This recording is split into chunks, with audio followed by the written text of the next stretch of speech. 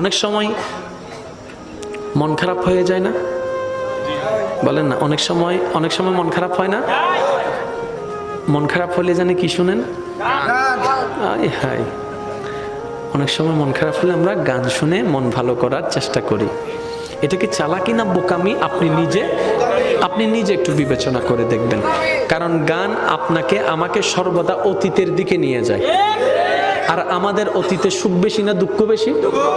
সেজন্যই তো আপনি অতীত নিয়ে এত কাঁদেন, ঠিক না? অতীতে দুঃখ বেশি, তো গান শুনে আবার দেখি অতীতের দিকে ফিরে চলে যাচ্ছেন। আমি বলি বোন, আমি বলি ভাই, মনটা যদি বেশি খারাপ হয়, অনেক কিছু তো ট্রাই করেছেন, সাময়িক কিছুটা শান্তি পান, আবার সে আগে ডিপ্রেশনে চলে যাচ্ছেন। মন খারাপে এটাও ভাল লাগে না, সেটাও ভাল লাগে না, কফিও ভাল লাগে না, চাও ভাল লাগে না, কোনো কিছু ভাল লাগে না।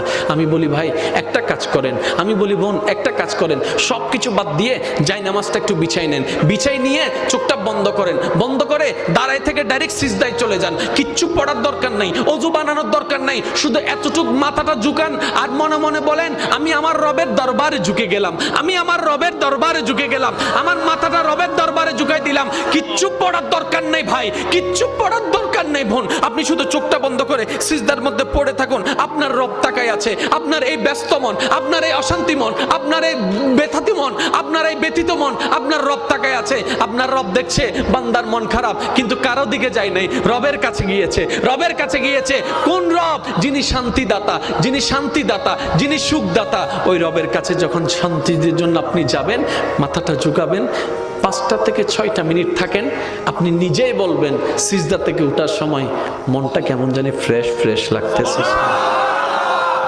কখনো মন খারাপ হলে করে দেখবেন, নগদ প্রমাণ পাবেন।